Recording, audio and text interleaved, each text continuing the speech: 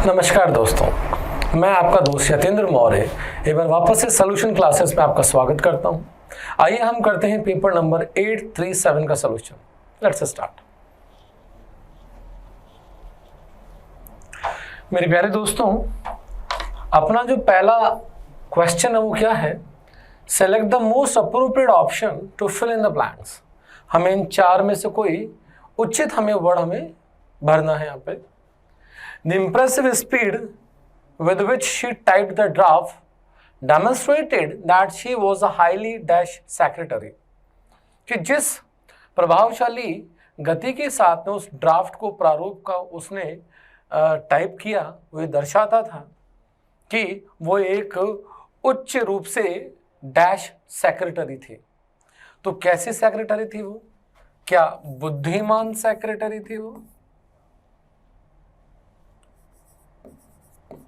क्योंकि सगैशियस का मतलब बुद्धिमान होता है, ठीक है।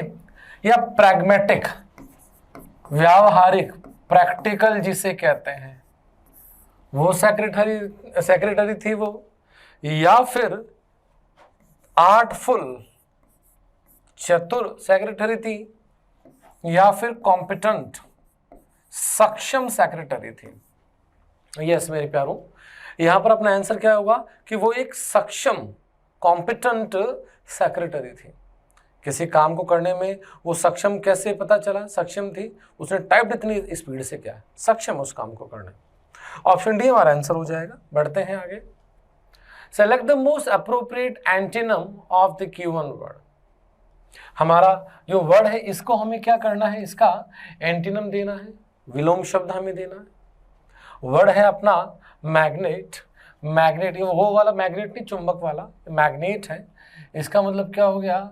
एक उद्योगपति, बिजनेस टाइकून जिसे कहते हैं, वो उद्योगपति है, इसका मतलब हो जाता है। अब आगे और शब्दों को देखें तो मॉगिल का मतलब क्या हो गया? इसका मतलब हो जाता है प्रभावशाली। टाइकून का मतलब क्या होता है? कोई बड़ा उद्योगपति या बड़ा व्यापारी, ठीक है। फेशश का मतलब क्या होता है?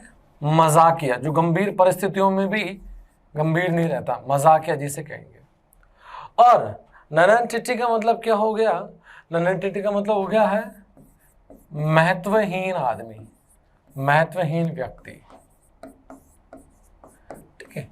तो हम देख सकते हैं अगर कोई बड़ा उद्योगपति है, अगर उसका महत्व होगा, नो डाउट, जैसे अंबानी, बिरला, टाटा, अडानी, इन सब का अगर ये बड़े बड़े उद्योगपति, उनका महत्व होता है।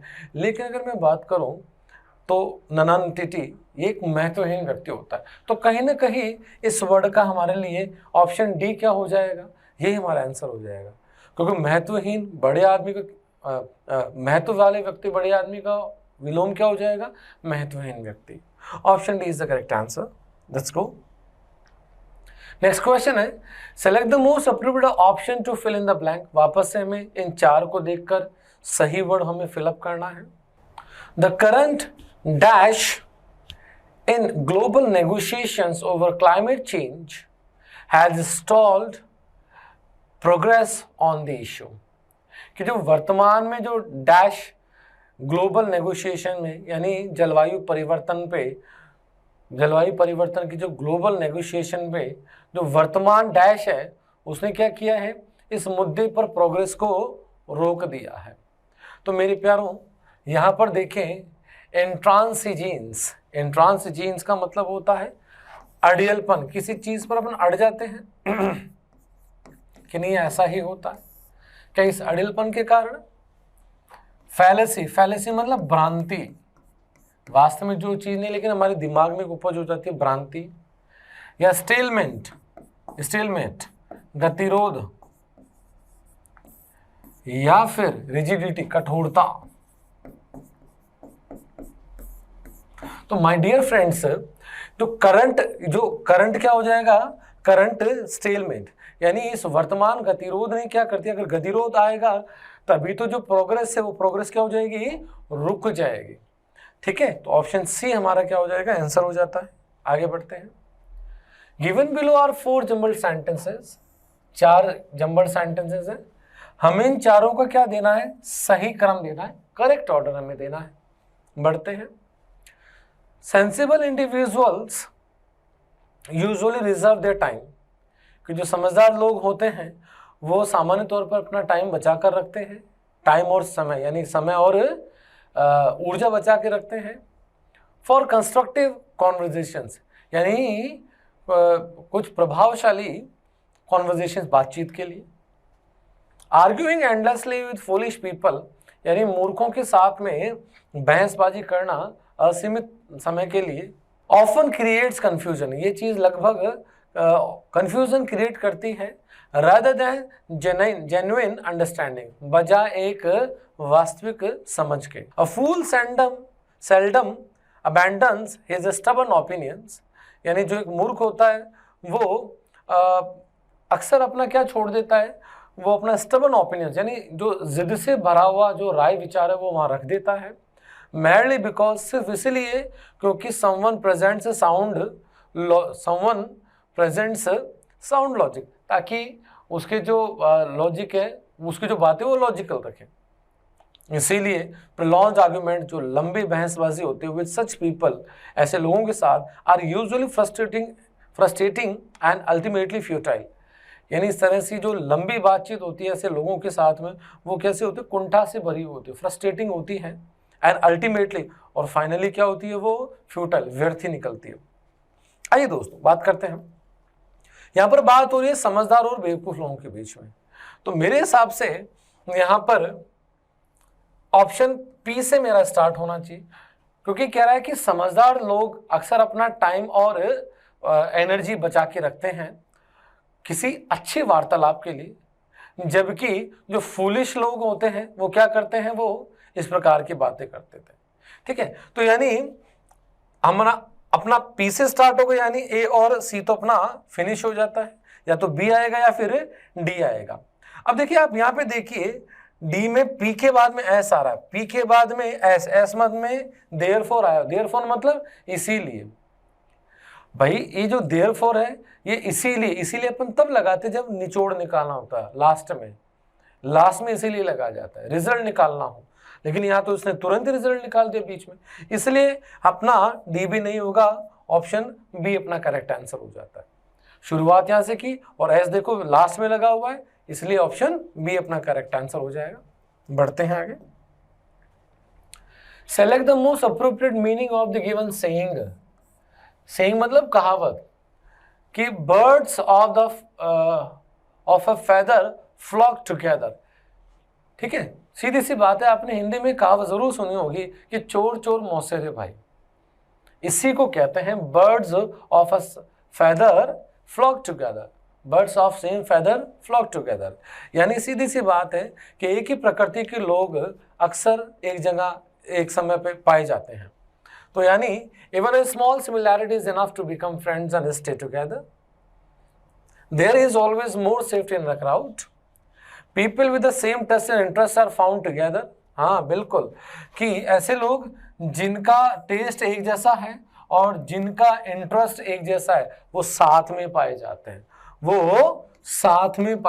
हैं, इसलिए ऑप्शन सी अपना आंसर हो जाएगा। बढ़ते हैं आगे। Select the correct passive active form of the given sentence. जो सेंटेंस दिया हुआ है हमें पहले तो ये पहचाना है कि एक्टिव है कि पैसिव है। Do they expect you to answer all the questions accurately? अब देखिए डू के बाद वर्ब की फर्स्ट फॉर्म आई है, इट मीन्स ये क्या बना, मेरा एक्टिव है, हमें इसका पैसिव तैयार करना। तो डू दे एक्सपेक्ट, यानी डू डज के साथ वर्ब की first form is am are में कन्वर्ट हो जाती है, तो यानी is am are, option A अपना वैसे इनकरेक्ट हो गया। अब 3 में से हमें देखना है, डू दे एक्सपेक्ट यू अपना क्या है, ऑब्जेक्ट है, इसी को अपन को उठाना है, तो यू प्लूरल है तो आर यू हो जाएगा ना। Are you expected to answer all the questions accurately. ठीक है, तो आर यू एक्सपेक्टेड, अब देखो बी में देखो आर यू एक्सपेक्ट आया हुआ है, आर के बाद थर्ड फॉर्म नहीं है, इसलिए ये भी इनकरेक्ट हो जाएगा। सी में देखिए are you expected to answer all the questions accurately, are they, अब देखिए यहां पर दे की बात हो गई, नहीं दे तो अपना सब्जेक्ट था, यू अपना ऑब्जेक्ट था, ऑब्जेक्ट के हिसाब से आर लगाया ना कि दे के हिसाब से, इसलिए डी भी इनकरेक्ट हो गया, ऑप्शन सी मेरा आंसर हो जाता है। बढ़ते हैं आगे।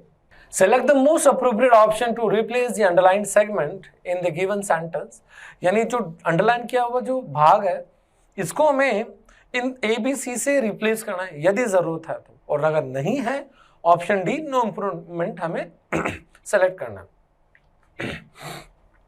रमेश सेज, रमेश कहता है he has already repaid me, उसने मुझे भुगतान कर दिया है, but I can't recall anything, लेकिन मुझे कुछ भी याद नहीं अबाउट इट, इस बारे में, सो I'll have to take his word, इसलिए मुझे उसकी बात माननी पड़ेगी जैसा उसने कहा। I'll have to take his word, take his word का मतलब होता है to admit his word as untrue, क्या उसकी बातों को मुझे झूठा मानना पड़ेगा। To take him at his word, क्या जैसा उसने कहा वैसा मानना पड़ेगा। To assert his words for it, ठीक है, सीधी सी बात है, ऑप्शन बी अपना आ जाता है। ऑप्शन बी का मतलब जैसा उसने कहा उसकी बात को सत्य मुझे मानना पड़ेगा। चलिए आगे बढ़ते हैं। Identify the segment in the following sentence which contains a grammatical error. मेरे प्यारे दोस्तों, हमें एरर फाइंड आउट करने, ग्रामेटिकल एरर जो अपनी एरर होगी वो देखनी है। My sister is more intelligent then any girl in the city, कि मेरी जो सिस्टर है वो ज्यादा इंटेलिजेंट है बजाय शहर में किसी लड़की के। मेरे प्यारे दोस्तों, सिस्टर मतलब गर्ल है, अब गर्ल की तुलना किससे हो रही है, गर्ल से हो रही है, तो इसे कहते हैं एडजेक्टिव का रूल है, माफ करें, एडजेक्टिव का रूल है, और एडजेक्टिव का रूल है ये सिमिलर कैटेगरीज में। सिमिलर कैटेगरी का रूल लागू होता है इसमें कि जब एक श्रेणी की तुलना उसी श्रेणी के किसी चीज से की जाए और पीछे सिंगुलर काउंटेबल नाउन पड़ा हो, यानी एक लड़की की तुलना एक लड़की से ही की जा रही है, सेम कैटेगरी है, सिमिलर कैटेगरी है, और पीछे क्या पड़ा हुआ, गर्ल है, सिंगुलर काउंटेबल नाउन है, तो एनी ना आकर यहां पर क्या आएगा, एनी अदर का यूज होगा, ऑप्शन सी का यूज होगा। तो जब सिमिलर कैटेगरी की बात आती है, ठीक है, तो सिमिलर कैटेगरी में जब पीछे एक सिंगुलर काउंटेबल नाउन आता है तो वहां एनी ना के क्या आ है, एनी अदर का यूज होता है, ठीक है, तो ऑप्शन सी हमारा आंसर हो जाता है। बढ़ते हैं आगे। Select the most appropriate option to replace the bracketed segment in the given sentence. ये जो ब्रैकेट में दिया हुआ सेंटेंस ये भाग है, इसको हमें इन तीन में से इंप्रूव करना है यदि जरूरत हो, और नहीं है तो डी में बात करनी है। The manager was highly upset, यानी बहुत ज्यादा अपसेट हो गया था, because of the inordinate delaying. मेरे प्यारे दोस्तों, पहली बात तो यह है कि ऑफ है, बिकॉज ऑफ है, बिकॉज ऑफ मतलब एक सीधी सी बात है, मैं कहूँ एक कंजंक्शन की बात आ रही है, ठीक है, और इसमें मैं देखूँ तो ऑफ की बात क्या है, प्रेपोजिशन की बात आ रही है, और प्रेपोजिशन के बाद में क्या आएगा, मेरा नाउन आना चाहिए, ठीक है, नाउन या प्रोनाउन दोनों आता है, लेकिन यहाँ पर डिले की बात करूँ तो डिले एक नाउन के रूप में आएगा, तो डिलेइंग तो होने से रहा, ठीक है, तो ये तो ऑलरेडी इनकरेक्ट है, तो सी और डी तो वैसे गलत हो गए, या तो ए होगा या बी होगा। तो अब देखिए, डिले अगर मेरा नाउन है तो नाउन के लिए यहां पर क्या हो जाएगा, इनऑर्डिनेटली। इनऑर्डिनेट क्या होता है मेरा, एडजेक्टिव। इनऑर्डिनेट क्या हो गया मेरा, एडजेक्टिव। एडजेक्टिव अगर मैं एलवाई अटैच कर देता हूं तो क्या बन गया मेरा, ये एडवर्ब। तो नाउन के लिए एडवर्ब कब से व्याख्या करने लगा, नाउन की व्याख्या करने का अधिकार एडजेक्टिव को, तो यानी ऑप्शन बी भी मेरा इनकरेक्ट हो गया, ऑप्शन ए मेरा करेक्ट हो जाए, क्योंकि नाउन के लिए मुझे एडजेक्टिव चाहिए, यहां पर नाउन के लिए एडवर्ब दे दिया उसने, इसलिए ऑप्शन ए। चलते हैं आगे। Select the most appropriate direct indirect form of the given sentence. हमें दोस्तों डायरेक्ट इनडायरेक्ट देखना है। पहले क्वेश्चन पढ़ते हैं। Is there anyone else in the room, Reema said to her friend. अब देखिए, यहां पर इन्वर्टेड कॉमास में बात हो रही है, इसका मतलब ये मेरा डायरेक्ट है, मुझे इनडायरेक्ट बनाना है, तो देखते हैं। अब देखिए, यहां पर हेल्पिंग वर्ब से शुरू हो रहा है। रिपोर्टेड स्पीच का सेंटेंस हेल्पिंग वर्ब से शुरू तभी होता है, जब भी होता है तो वहां पर इफ या वेदर अपना कंजंक्शन के रूप में आता है, ठीक है। और सेड टू अपना आस्क्ड के रूप में कन्वर्ट हो जाएगा। तो देखते हैं जरा, Reema asked her friend if there is. अब देखिए यहां पर सेड टू का आस्क तो कर दिया और दोनों सेंटेंस को कनेक्ट करने के लिए इफ भी लगा दिया, लेकिन यहां पर इज का इज ही रख लिया गया जो कि इनकरेक्ट है, यानी ये खत्म हो गया। क्योंकि यहां पर सेड टू पास्ट की बात कर रहा है तो पास्ट को देखकर प्रेजेंट पास्ट में बदल जाएगा। इज नहीं आना चाहिए था, वॉज आना चाहिए था। अब देखिए बी में आज भी आ गया, इफ भी आ गया, लेकिन बीइंग का दूर दराज तो कोई लेना देना ही नहीं है, तो ये भी खत्म हो जाएगा मेरा। Reema asked her friend if there was anyone else in the room. एक बार इसको देखते हैं, Reema asked her friend there was. अब देखिए दोनों सेंटेंस लगभग सेम है, बस एक चीज के कारण, बस ऑप्शन डी में इफ का यूज नहीं है और ऑप्शन सी में इफ है। बिना करेक्टर सेंटेंस करेक्ट नहीं माना जाएगा, इसलिए ऑप्शन सी मेरा करेक्ट हो जाएगा। बढ़ते हैं दोस्तों आगे। Select the most appropriate synonym चाहिए दोस्तों, अब हमें इस वर्ड का हमें सिनोनिम चाहिए। सिनोनिम का मतलब होता है उदाहरण पेश करना, मतलब सीधी सी बात है किसी चीज, किसी का कोट करना, किसी व्यक्ति को या किसी व्यक्ति की बातें कोट करके कहना, उदाहरण देना, सीधी सी बात। अब सिनोनिम चाहिए तो सिनोनिम का मतलब देखो सीधी सी बात है, कोट करना आ गया, ठीक है।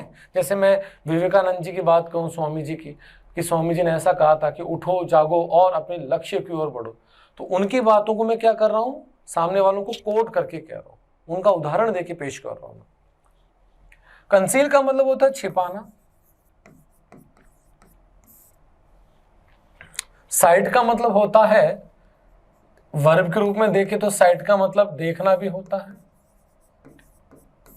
और साइड का मतलब नजर, नाउन के रूप में देखते हैं तो नजर भी होती है। कहते हैं ना मेरी आई साइट वीक हो गई, ठीक है, नजर भी कहते हैं। और डिनाई का मतलब मना करना होता है। तो ऑप्शन सी मेरा करेक्ट आंसर हो जाएगा। बढ़ते हैं आगे। Identify the segment in the following sentence which contains grammatical error. वापस से दोस्तों में ग्रामेटिकल एरर फाइंड आउट करनी है। पढ़ते हैं सेंटेंस को। रिहाना हैड एवरीथिंग, रिहाना के पास सब कुछ था। Beauty is a good figure and a pleasing personality, no improvement. मेरे प्यारे दोस्तों सीधी सी बात है, ब्यूटीज कभी होता ही नहीं। ऑप्शन बी मेरा आंसर हो जाएगा, क्योंकि ब्यूटी क्या हो जाएगा, एक एब्स्ट्रैक्ट नाउन होता है, एब्स्ट्रैक्ट नाउन।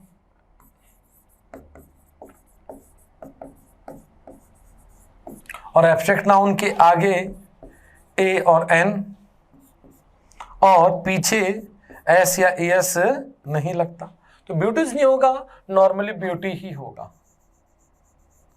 रिहाना के पास सब कुछ था, सुंदरता, एक अच्छा आकर्षक फिगर, इस प्रकार से। ऑप्शन बी मेरा आंसर हो जाता। बढ़ते हैं आगे। Select the correctly spelled word. My dear friends, correctly spelled word देखना है मुझे, सही जो लिखा हुआ है। तो मेरे प्यारे दोस्तों देखिए यहां पर वॉलकोनो लिखा हुआ है, जो कि ये इनकरेक्ट हो गया, क्योंकि होता क्या है, वल कैनो होता है, ओ की जगह ए आना चाहिए था। स्क्वाड्रोन थोड़ी होता है, स्क्वाड्रन होता है। इसमें क्या होगा, SQUADRON, ए खत्म करना पड़ेगा, ठीक है। एब्सेंस में भी देखिए ABSENCE होगा, एस खत्म करना पड़ेगा, यानी ऑप्शन बी मेरा राइट हो जाएगा। ये करेक्टली स्पेल्ड है ये, ठीक है। चलिए आगे बढ़ते हैं। Select the correct one word substitution. My dear friends, जो हमें पूरा सेंटेंस दिया गया है, इसके लिए हमें वन वर्ड सब्स्टिट्यूशन हमें देखना है। देखते हैं मेरे प्यारों। Yes, a small mistake in an agreement or law that gives someone the chance to avoid having to do something, ठीक है। सीधी सी बात है, एक छोटी सी गलती किसी भी समझौते में, किसी कानून में, that gives someone the chance to avoid having to do something, जो किसी को कोई ऐसा मौका दे दे कुछ ना करने का, ठीक है, तो वो उसे कहते, सीधी सी बात है, कमी। को क्या बोलेंगे, लूप होल, ठीक है। आगे बढ़ते हैं दोस्तों। इनकॉन्ग्रुइटी का मतलब होता है असंगति, यानी बेमेलपन, जो मैच नहीं खाती, बेमेलपन। और मेंडासिटी, मेंडाशियस है ना, मेंडासिटी एक नाउन हो गया, तो मेंडासिटी का मतलब हो गया झूठ बोलने की टेंडेंसी, झूठ बोलने की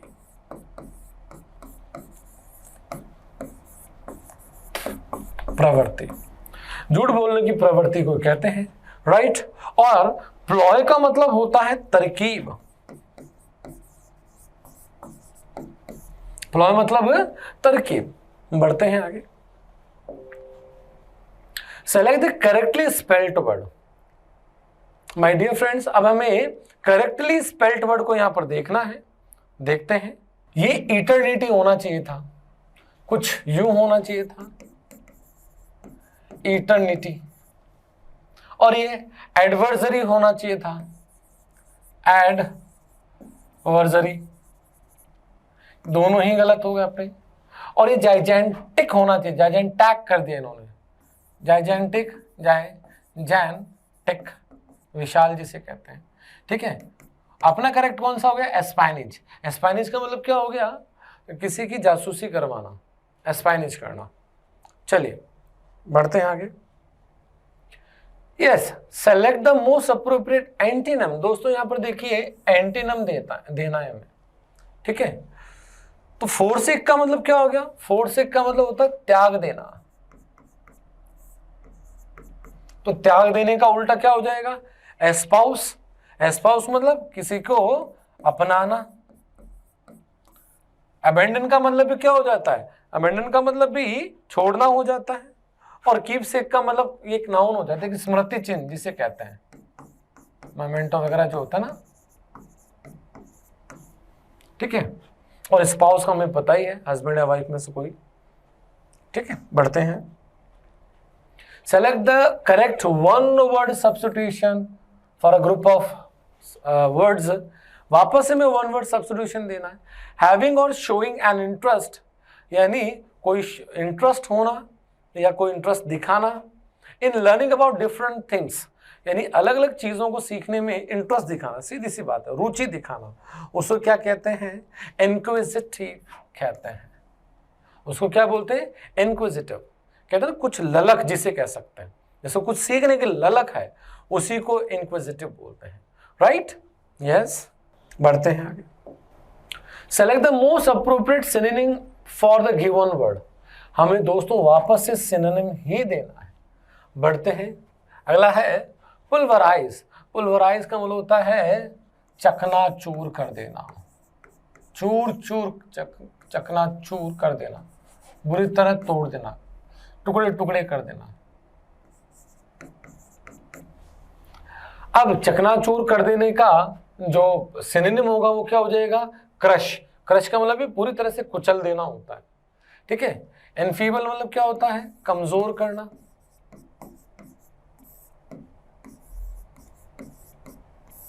स्ट्रेटेजाइज, स्ट्रेटेजाइज रणनीति बनाना, strategy banana.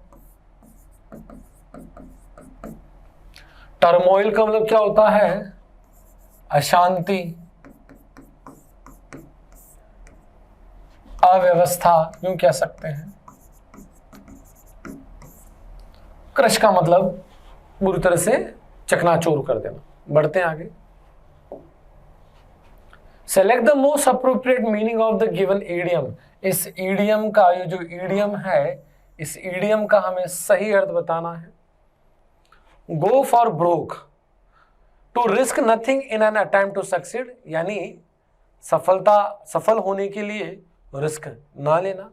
To break everything in a fit of rage, fit of rage मतलब गुस्से में सब कुछ तोड़ देना। To break all the records, सभी ब्रेक्स को तोड़ देना। या फिर to risk everything in an all out effort to succeed, यानी अपना सब कुछ दांव पे लगा देना सफल होने के लिए। Yes, go for broke, option D. Go for broke यानी मैं सब कुछ खोने के लिए तैयार हूं इस सफलता के लिए। चलते हैं आगे।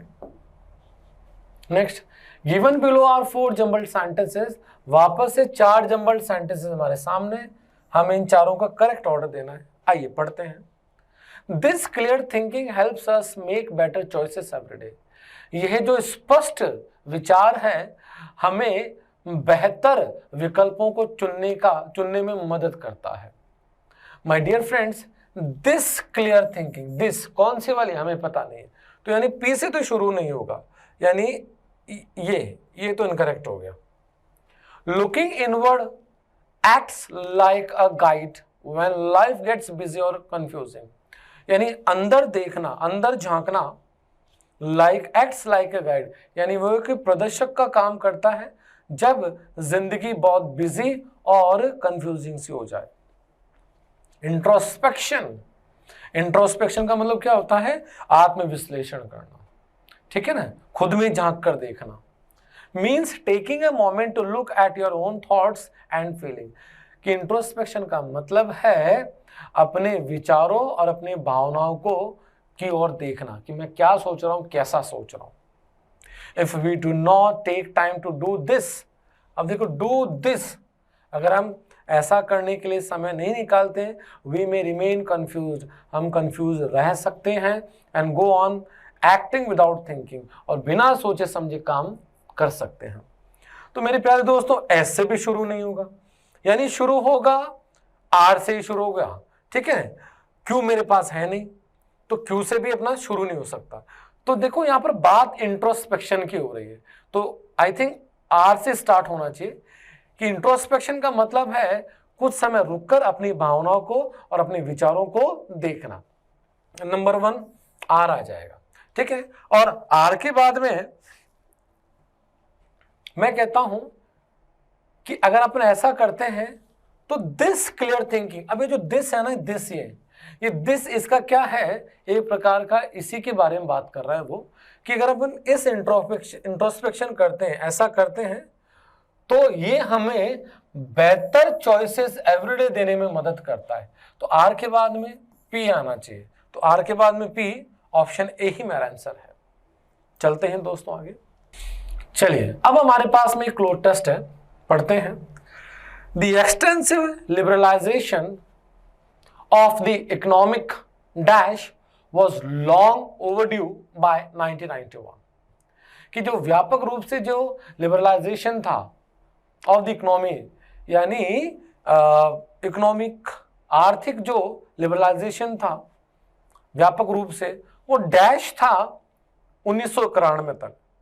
तो ऑफ द इकोनॉमिक क्या, इकोनॉमिक पॉलिसी, कि आर्थिक नीति का जो लिबरलाइजेशन था, जो क्या कहते हैं उसको, आजादीकरण जिसको कह सकते हैं व्यापक रूप से, वो यहां तक 1991 तक क्या था, वो ड्यू था। While it has played a pivotal role, pivotal मतलब महत्वपूर्ण, it has played a pivotal role in a national growth, और इस इकोनॉमिक जो पॉलिसी है लिबरलाइजेशन में, इसने क्या किया, बहुत बड़ा रोल, बहुत महत्वपूर्ण रोल अदा किया है राष्ट्रीय वृद्धि में।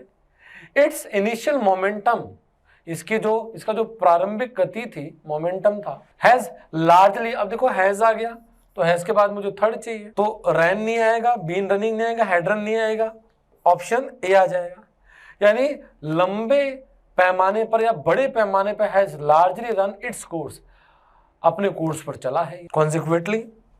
कॉन्सिक्वेंटली परिणाम स्वरूप the current framework faces recognizable dash that market forces alone cannot resolve, परिणाम स्वरूप द करंट फ्रेमवर्क, जो वर्तमान में जो ढांचा है वो फेस करता है, सामना करता है, रिकग्निजेबल डैश लिमिटेशंस, एडवांटेजेस, बाउंड्रीज या कॉन्फ्लिक्ट्स। भाई सीधी सी बात है, यहां पर देखो ओवरड्यू की बात आ रही है। अगर लिबरलाइजेशन पूरा ही नहीं हुआ तो इसका मतलब है कुछ लिमिट्स तक ही काम करना पड़ेगा, कुछ सीमाओं तक, सीमित सीमाओं में ही काम करना पड़ेगा। इट मीन्स लिमिटेशंस की बात होगी यहाँ पे। एडवांटेजेस तो दूर दूर तक नहीं है, एडवांटेजेस तो मतलब क्या हो गई, कुछ प्लस पॉइंट्स में। यहाँ तो काम ही पूरा नहीं हुआ, इसलिए क्या हुआ है, लिमिटेशंस में काम करना पड़ा। बढ़ते हैं आगे। फर्दरमोर, इसके अलावा the escalating crisis of climate change, इसके अलावा जो बढ़ता हुआ संकट है जलवायु परिवर्तन का, now dash to alter the global landscape इररेवोकेबली।